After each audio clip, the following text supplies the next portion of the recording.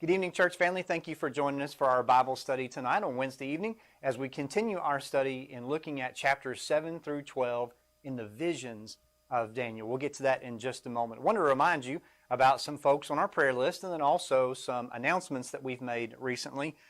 First, in regards to our prayer list, continue to keep Bob Waters in your prayers. We're thankful that on his visit to the Cleveland Clinic recently, he was told that the blood clot that he had is no longer there. We're thankful for that, and they're going to continue to treat him in his other situations with medication. So we're glad for that.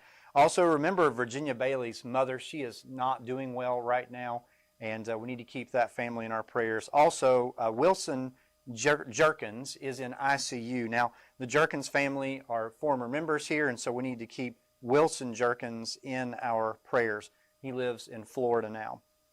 Also, Daniel Jameson. This is Susan Taylor's father. He had asked for our prayers, prayers of forgiveness and restoration on Sunday, and thankful we were able to pray for him and continue to keep him in your prayers as well. And then, of course, the Cressy family and the loss of Shauna.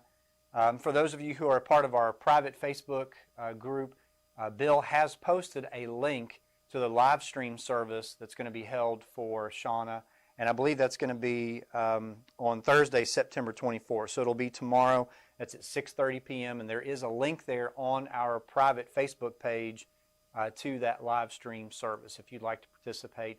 And there is also a connection, I believe, there to a fund that will help the Schad family during this difficult time. So if you will check those things out, I know that the Cressys would definitely appreciate your prayers and also appreciate you helping take care of that family. As far as announcements that we have, a couple of things. Guys, remember the men's devotional that we have on Friday mornings. If you want to invite your friends, make sure to do that. You just need to give them the link. Be watching for that in email and then by the remind text on Friday morning. There is a drive-by bridal shower in honor of Bethany Priotti this Sunday, October the 4th, from 1 to 2 p.m. at the front entrance of the church, and it's listed here in the handout as far as where Bethany is registered right now. Kids for Christ, CUC is meeting from 5 to 6 in room 221 on Sunday afternoons, and there is an event coming up for that particular group, and that is a singing and a movie on Sunday, October the 4th. So make sure you check the handout for more information about that if your child falls into that age range of CUC. So Curtis Taylor made the presentation for $1 Million Sunday this past Sunday, and really appreciate this program and what they do in trying to get Bibles into the hands of children in Eastern Europe and the success they're having with that. So if you'd like to participate in that, again, remember, this is something you're asked to consider above and beyond your normal contribution. But should you choose to do that, make sure if you write a check out, you make it out to the church, but in the memo field put EEM. You can also go to our online giving portal at wecoc.org/giving, and you can actually give through that portal specifically for Eastern European missions. So if you want to do that, you are welcome to do that, and hope that you will prayerfully consider giving to that program. As a last thing for us, and very exciting information, is that the elders have decided to press forward on October the 11th, and we're going to be able to meet for all of our services in person. So 9 a.m. Bible class, 10 a.m. worship, 6 p.m. worship, and 7 p.m. Bible class on Wednesday nights. Now, for those of you who are still joining us by live stream only, we will continue to live stream every opportunity we have. We'll live stream something for you so that you're able to participate in that. But for those that come in person, for those of you who have children on the 9 a.m. Bible class and 7 p.m. Wednesday night class, you will need to either call or email the church office and let us know that your child plans to attend. We're doing a reservation kind of system. Now, it doesn't mean that once we're full, no more kids. That's not what that means.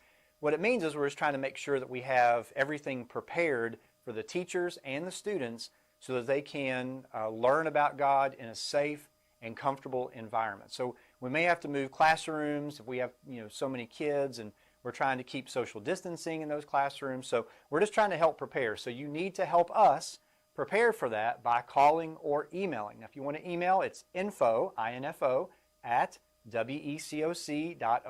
That'll come straight to the church office, and they'll be able to check that off, and we can give that information to the coordinators so that those classes are ready. Again, that's for those of you who are parents of children 5th grade and below. You will need to call the office or email the office and let us know that your child is planning to attend. You will need to do that by October the 4th for us to be ready for October the 11th and the 14th. Okay, so make sure that you're doing that, helping us out so that we can provide a safe environment for your child to learn in. As far as adult classes go, we will on Sunday mornings have one adult class in the auditorium, and then on Wednesday nights we'll actually continue to offer 2 classes as I finish up Daniel, and then Brian will move his Zoom class to room 221 on Wednesday nights when we start back on October the 14th. So we'll continue to provide that information for you and clarify that and get more specific about it as time approaches, but want to make sure you are ready for that and prayerful about that. And please continue to keep our elders in your prayers. They make big decisions, and as they continue to look forward to moving us forward, and as they carry all that weight on their shoulders, let's be those who are helping them along the way through prayer. So that's what I have for you tonight. We're about to get into our study and finish Daniel chapter 7 tonight. So I hope that you have your Bibles open and you're ready to dig into the Word of God, and let's do that now. As we conclude our study of Daniel chapter 7 tonight, I want us to review just a few things before we get into verses 15 through 28. Remember that Daniel chapter 7 is really a parallel in many ways to Daniel chapter 2 with Nebuchadnezzar's vision of the statue and the 4 different kingdoms that it represents. And then in Daniel chapter 7 we just simply have beast instead. It's also that last beast, or the last part of the statue in Daniel chapter 2, that represents the Roman Empire from what we can tell. And that last beast is especially troublesome, right? As we know, the Roman Empire was on the Christians in the 1st century, and even beyond that. We saw a beast with 10 horns. That last beast, the 4th beast representing the Roman Empire, had 10 horns, and then there was a little horn that was raised up and had eyes in the mouth and seemed to give some trouble. But then we also had this throne room scene that was a contrasting scene, but still connected to our study of the first part of these discussion of the beast. And in it we see God seated on the throne in this throne room scene. And we paralleled that to Revelation 1 and chapter 20, even Revelation 4. But then we also saw something happen. The Ancient of Days gives the kingdom over to the Son of Man. And we said, Jesus referred to himself as the Son of Man, most likely a reference back to Daniel. So it seems like that this is a scene where God is giving Jesus that authority in heaven and on earth that Jesus proclaims in Matthew 28 and verse 18. And he's also told this is an everlasting kingdom.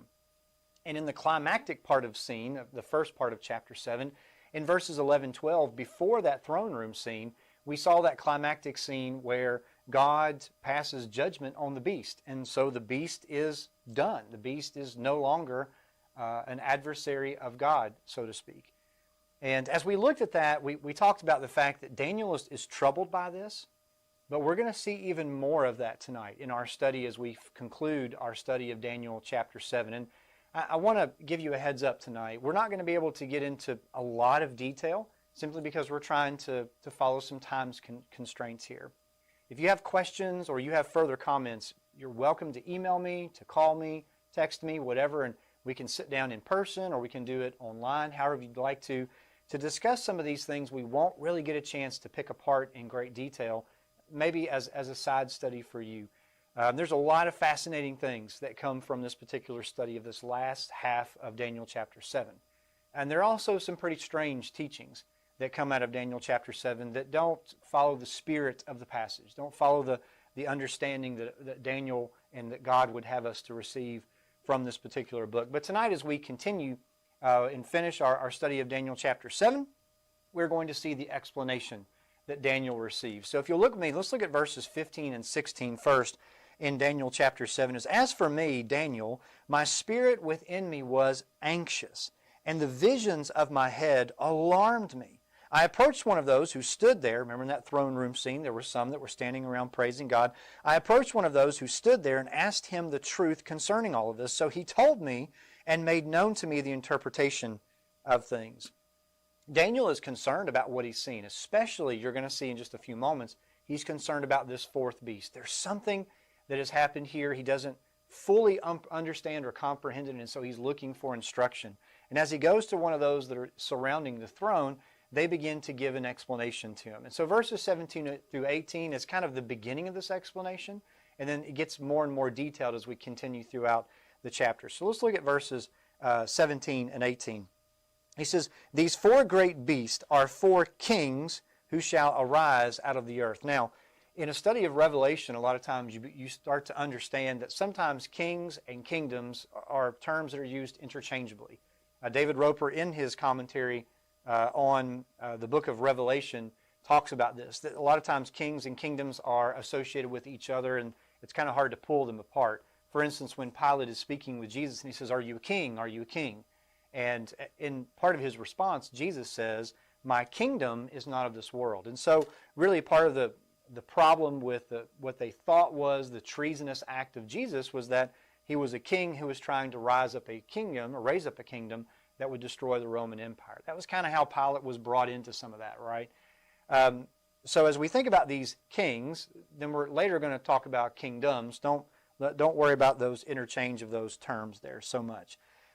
So again, verse 17, "These four great beasts are the four kings who shall arise out of the earth. But the saints of the Most High shall receive the kingdom and possess the kingdom forever, forever and ever." As we look at this particular passage, Daniel is told, hey, these are four kings or four kingdoms, as we've talked about, that interchangeable term, which again relates back to Daniel chapter 2. We had those four kingdoms that were going to arise. And we see that in the first part of chapter 7. But notice this time that is an expansion, so to speak, of what we read about that climactic scene in Daniel chapter 7, verses 11 and 12, where the beast is defeated. Not only is the beast defeated, notice a new little kind of detail is added here in verse 18. "But the saints of the Most High shall receive the kingdom and possess the kingdom forever, forever, and ever." It's a pretty amazing thought. He says not only does God win, so do those who will follow him. So do the saints who will follow God. And that's a pretty cool thing. We're going to come back to that towards the end of our study. But as we look at verses 19 through 22, this is part of probably the most controversial part of Daniel chapter 7. And as I said, we're going to dive a little deep tonight, but we're not going to pick apart everything. So there'll be some things I introduce that I won't have time to finish.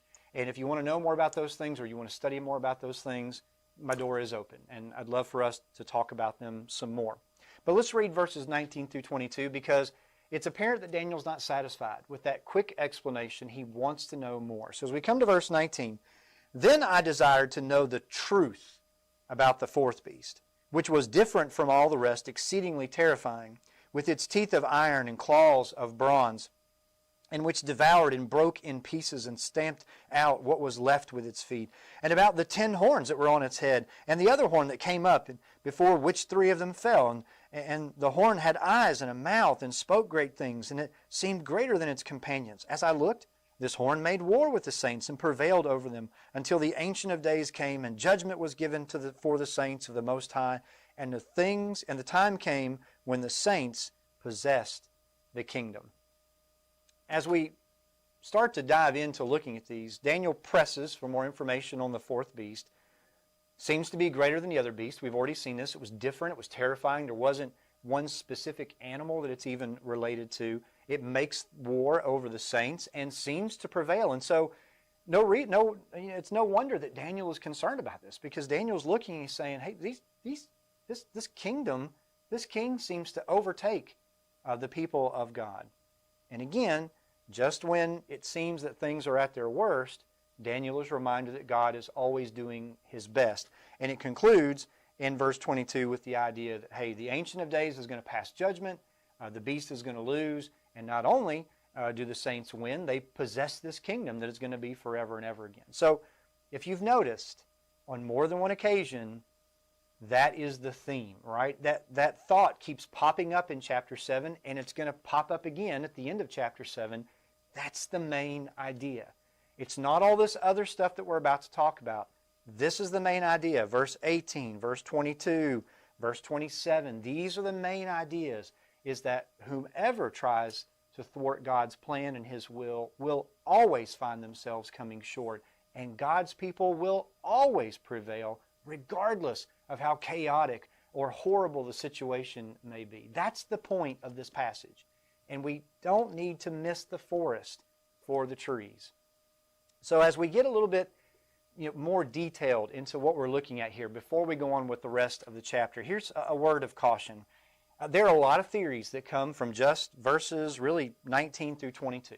A lot of theological ideas, a lot of crazy things that come from this particular study of the entire chapter of Daniel chapter 7.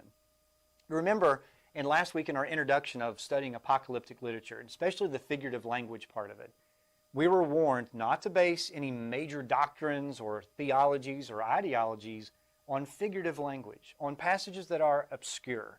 And the reason we don't do that is because sometimes there's not a definitive answer to some of the things we're looking at. Remember, we're talking about apocalyptic literature. We're talking about apocalyptic literature during the end of the exile and as people are about to move into the intertestamental period.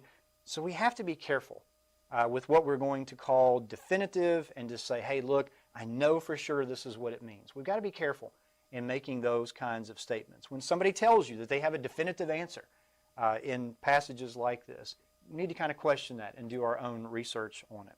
There are some historically important things that are discussed here in this particular passage. We're going to see that in chapter 8 and really throughout the rest of Daniel in our study together. But we need to first think about what message would God have been trying to send to those who were living in exile, those who were coming out of exile, those who were awaiting the Messiah, and really even for us today, those living in the first century and then people living in the 21st century. What's the main message God is trying to get across? And that's what's most important in these passages, not necessarily figuring out what every little nitpicky detail happens to mean. So as we think about this, here are some details on this fourth beast, so to speak. One is we see that it rules over all the earth, stamps out everything right, has 10 horns. In verse 24, we're going to find out the 10 horns are 10 kings. An 11th king arises that puts down 3 of those kings and then speaks against the Most High. Again, we're going to see some of this in more detail in just a moment. And that he is going to wear out the saints, so to speak. He's going to wage war to the point of wearing them down and seek to change the situation, the laws and the times, according to everything that is happening around them. But we also understand, as we read this passage, that he's going to be judged and he's going to ultimately fail. So as we look at Daniel chapter 7, you may already be well ahead of me in understanding that there is a very similar beast or creature that is mentioned in Revelation 13. So let's take a look at Revelation 13 for just a moment. And what I want you to listen to in these 2 verses that I read are some similarities between this particular beast and the creatures that Daniel has been describing. So in Revelation chapter 13, and I saw a beast rising out of the sea with 10 horns and 7 heads and 10 diadems on its horns and blasphemous names on its heads. And the beast that I saw was like a leopard, its feet were like a bear's, and its mouth was like a lion's mouth. And to it the dragon gave power and his throne and great authority. Now we're told earlier in Revelation that the dragon there is Satan himself, and this is a nation that he is using to do his bidding. Did you notice in Revelation 13 some of the similarities of the sea beast that arises and then the beast that we've talked about that's risen up out of the sea here in Daniel chapter 7? 10 horns, looks like a leopard, a bear, a lion. All those are discussed in Daniel 7. He has great power, and if you read on past what we read in Revelation 13, he's given power by the dragon for a period of 42 months, which is 3.5 years. We're going to hear that term again in just a few moments. He speaks blasphemy against God. He makes war on the saints. That's verse 5 and 7 of Revelation 13. And it really seems to connect these two visions, right? What Daniel sees in Daniel 7 and then what John sees in Revelation 13 seem to correspond to be the same animal, same creature, same situation, right? A persecution, someone with great power that is trying to overtake the people of God. And yet Daniel sees this long before John sees it. We'll talk more about that in just a moment, those connections. We're going to continue to see some of those connections a little bit later. But the interesting thing here that I find is that in all of these attacks by these kingdoms, they never win. So I want us to take a look at verses 23 through 28 in just a moment as we finish with one last thing that I want us to see here, and it is the coming that is mentioned. Look with me back in verse 22. We'll start in verse 21. As I looked, this horn made war with the saints and prevailed over them until the Ancient of Days came, and judgment was given for the saints of the Most High. Now, the word came there is the word that quite often you'll see in the New Testament even, and it's the concept that God is going to come and do something. Well, we often relate that when we think of a coming of God in the times in which we live. We would say, well, that would be perhaps Jesus' return, Jesus' second coming. Well, it doesn't always mean a literal coming. Sometimes it means a figurative coming. Quite often in the Bible, we see that God comes and passes judgment. It doesn't mean He literally comes to the earth. It means it's a form of expression that He is coming to pass judgment. There are times, however, where there's a discussion about a literal coming, such as in Acts chapter 1 and verse 11, when the apostles are standing there looking up into the sky as Jesus has ascended back to the Father, that they are told, hey, look, He is going to be coming in the same way that you saw Him go. And it's a discussion of a literal coming. Jesus is going to come back. Now, He's not going to come back and rest on the earth. He's coming back, as we've studied time and time again, in the second coming of Christ, this time for judgment, right? But we look at other times, like in Revelation chapters 2 and 3, in the discussion about those churches of Asia Minor who are not doing the will of God. Jesus says He's going to come and take their lampstand. Well, that's a type of coming. And you see that all throughout the Bible. So when you see something like this saying that the Ancient of Days is coming, it doesn't mean He has to come literally on the earth. It just means He's coming in judgment. So let's look at verses 23 through 28. And this is where we're going to start to dig down in the weeds just a little bit and get kind of specific on some ideologies that come from these particular passages. So back to verse 23. Thus He said, as for the fourth beast, there shall be a fourth kingdom on earth, which shall be different from all the kingdoms, and it shall devour the whole earth, and trample it down, and break it to pieces. As for the 10 horns, out of this kingdom 10 kings shall arise, and another shall arise after them. He shall be different from the former ones. This is the 10 horns and the 11th little horn. And he shall put down 3 kings. He shall speak words against the Most High. He shall wear out the saints of the Most High, and shall think to change the times and the law, and they shall be given into his hand for a time, and times, and half a time. But the court shall sit in judgment, and his dominion shall be taken away to be consumed and destroyed to the end. And the kingdom and the dominion and the greatness of the kingdoms under the whole heaven shall be given to the people of the saints of the Most High.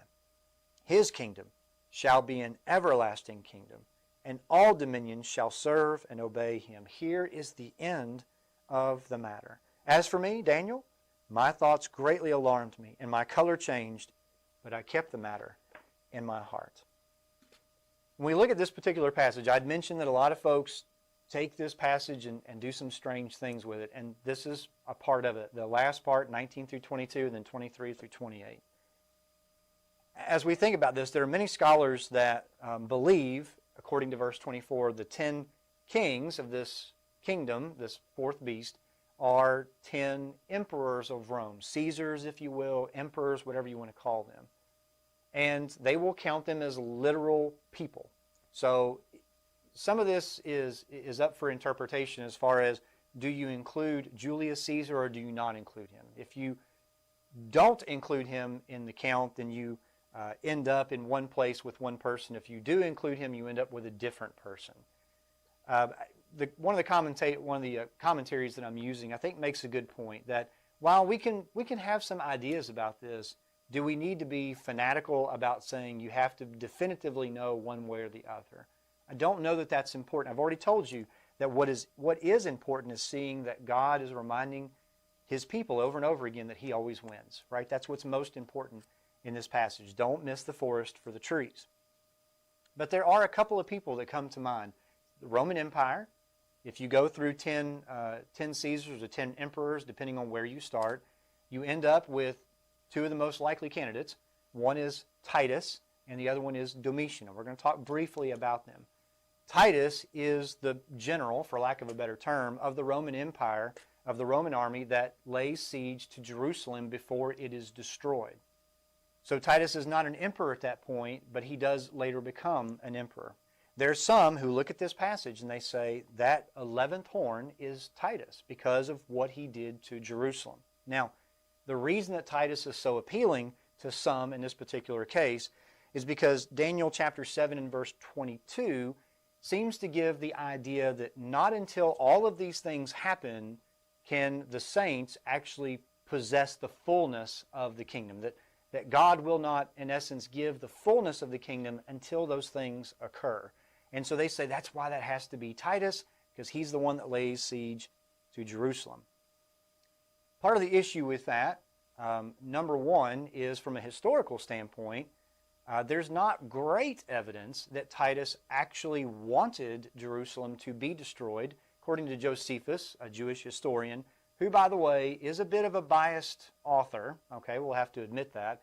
He wanted to appear as a person that was on the side of the Flavian dynasty, so to speak, in Roman rule. So we kind of take this with a grain of salt, but Josephus records that Titus really didn't want the temple destroyed. He didn't want Jerusalem destroyed. He wanted to present it as a present before the emperor, right? He wanted to set up the temple of God to be a temple of worship for the emperor. Again, that's from Josephus. Other historical documents tell us, well, no, Titus was vengeful. He wanted to destroy. He was tired of this. He wanted to destroy Jerusalem. So that's one historical issue that we might have with Titus.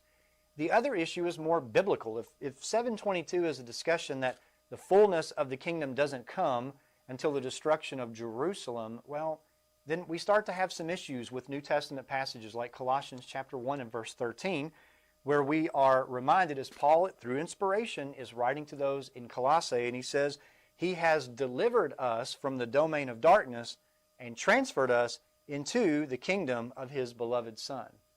So either Paul was telling them, well, you will be transferred into the kingdom of His beloved Son when all this other stuff happens, because the book of Colossians is written well before the destruction of Jerusalem, or Paul is encouraging them to consider that, hey, look, you've left the domain of darkness and you are living in the kingdom of Jesus. You're living in God's kingdom, the one that He established.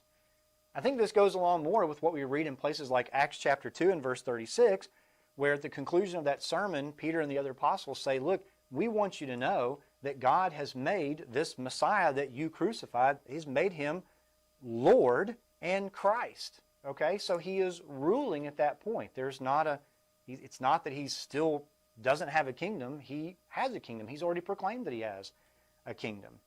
In Revelation chapter 5 and verse 10, there's a discussion here, and it says, you have made them a kingdom and a priest to our God, and they shall reign on the earth. Well, who's he talking about there? He's talking about people who currently are a part of a kingdom, one that exists in that moment. Not that one that is to exist, but one that is in existence. This is what Burton Kaufman says in his commentary on this particular passage. He says, Daniel 7:22 is not a reference to the beginning of a kingdom, but rather a public manifestation of the kingdom during a time of persecution. In other words, as things get bad, God is going to be seen more clearly through His kingdom. In other words, His kingdom is going to survive even though these emperors think, whomever they may be, think that they have squashed. Even though they've been terrifying to the church, they still have not overcome the church. And the church will become more and more prevalent even, and more visible during these times of persecution. So that's Titus is one option that people have, but I think there are quite a few problems with this being Titus. Another answer is Domitian, and again, it kind of depends on where you start. And Domitian is one that most commentators say fits better as far as being this 11th horn. He did introduce, or reintroduce anyway, emperor worship and enforced it. If this is a discussion about the beginning of the kingdom, well, it most definitely can't be Domitian. And it seems to, from historical records, it seems that what Domitian did was not that he was the worst persecutor of Christians, but that he reintroduced the persecution of Christians, which only escalated in later years. As I said, there are some issues with Domitian as well. Domitian wasn't the worst of the emperors. It's not really saying much, however, quite honestly. They all didn't really care much for Christians, or even if Christianity was just a sect of Judaism to them. If this, like I said, if this is a discussion of the beginning of the kingdom, then it can't be Domitian. So we kind of have to go one way or the other here. But again, as I've shown you, there's some other troublesome passages that say, well, no, the kingdom is already in existence. So this has to be more general, so to speak. This has to be the idea, again, which goes well with the passage, the context that it's in, and the theme that is continually revisited in Daniel 7 is that whatever happens, whomever we're talking about, whatever enemy against God arises, God still wins. And so do his people, right? So as we come to verse 25, there's a discussion here about the time, times, and half a time. And in Revelation chapter 12 and verse 14, the same language is used, which later seems to correspond to the idea of 3.5 years. So Revelation chapter 12 and verse 14, we won't take the time to read that, but I have it for you in the notes there so that you can see it. Simply equating this, remember we're talking about apocalyptic literature, simply equating this to a literal term of 3.5 years is probably not the best way to approach this particular text. We will find the 3.5 years mentioned in Revelation chapter 11 and verse 2 and 3, chapter 12 and verse 6. I've already mentioned chapter 12 and verse 14, chapter 13 and verse 5. And really sometimes with apocalyptic literature, we have to look at the symbolism rather than the number itself. And one commentator made this observation. They said, 3.5 is half of 7. And 7 seems to be a lot of times discussed as that number where you have God and earth and man kind of merging together, and you have 7. And so this is a couple of ideas that come from this, from Myers, Pryor, and Recton in their particular commentaries. They say it's possible that this is symbolic of an indefinite period of time, and the idea of 3.5 is that it's kind of between 3 and 4. So it's kind of this bridge of the divine and the earthly matters that this is going to be occurring. It's kind of a symbol of the struggle between man and God. Another explanation they come up with is that this might represent the conflict itself, that it's 3.5, it's less than perfection, so things seem to be very chaotic at this point. But whatever the case may be, the idea that is presented here is that this emperor, whoever this is, whoever's rising up against God and trying to destroy the children of God, is not going to win. Again, we come back to our theme, right? They're just simply not going to win. And look at verses 26 through 28. We have this judgment scene, right? And look with me especially in verse 27. And the kingdom and the dominion and the greatness of the kingdoms under the whole heaven shall be given to the people of the saints of the Most High. His kingdom shall be an everlasting kingdom, and all dominions shall serve and obey him. As we finish today, God sits in judgment over this king, or whoever this is, that's causing all this trouble. His dominion is taken away. And the saints of the Most High, well, they win. They win, right? They're the ones that ultimately win. And so as we finish up tonight, we've dug a little bit deep. And like I said, there's a lot here. There's a lot more to even try to wrap your heads around. But I wanted to give you a little bit of a taste of what some people say. And there's a lot of very interesting theories that come out of this. Some people say that the 10 horns are 10 kingdoms, not kings, and that they represent things like Nazi Germany and even NATO. I mean, there's some pretty far-fetched ideas. Some people try to bring the papacy into this, and while they're all, theories, at the end of the day, we really need to step back and try to understand the passage as a whole. And when we do that, I think we see a reoccurring theme.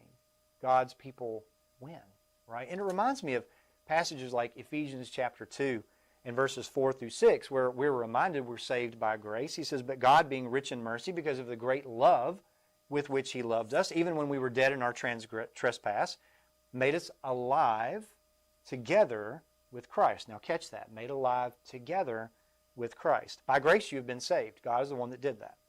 Verse 6, and raised us up with him and seated us with him in the heavenly places in Christ Jesus. Kind of sounds like we're reigning, doesn't it? Kind of sounds like we are those who align themselves with Christ are those who are truly reigning. Now, it doesn't mean that we are restoring some physical nation. It means that we are a part of the everlasting kingdom that cannot be destroyed. And therefore, we are reigning with Christ in that. Matthew 25, Jesus paints this really neat picture in kind of a judgment scene. In verse 34, when he says, "Then the king will say to those on his right, 'Come, you who are blessed by my Father, inherit the kingdom prepared for you from the foundation of the world.'" God has always had in his mind and in his heart that he wants us to be with him. He wants us to reign with him, so to speak. He wants us to be in his presence forevermore. And so he's done everything necessary to make that happen because he wants us. And he wants us to win. Hebrews chapter 11 and verse 16 is discussion about those who are faithful to God. It says, "But as it is, they desire a better country." They could have left. They could have gone after physical nations. They could have been rulers of physical nations. But as it is, they desire a better country, that is, a heavenly one. "Therefore God is not ashamed to be called their God, for he has prepared for them a city." The fact, we should take comfort in the fact that whatever happens in life, no matter who's in control or what governmental entity seems to be creating chaos or seems to be threatening our freedom as Christians, we win anyway because God has already won the war that allows his saints to reign with him in an everlasting kingdom. Make sure that you are a part of that everlasting kingdom by making sure that you obey the voice of the Most High. Hope that this study has been insightful for you tonight, maybe a little challenging. Like I said, if you have some questions, feel free to reach out, ask me, and we'll have some good conversation about those things. I can't tell you that I have all the answers, but I can try to point you in the direction of some folks who have done a lot more detailed study on this. But in the meantime, hope that you enjoyed this study, and Lord willing, we will see you again sometime soon. God bless.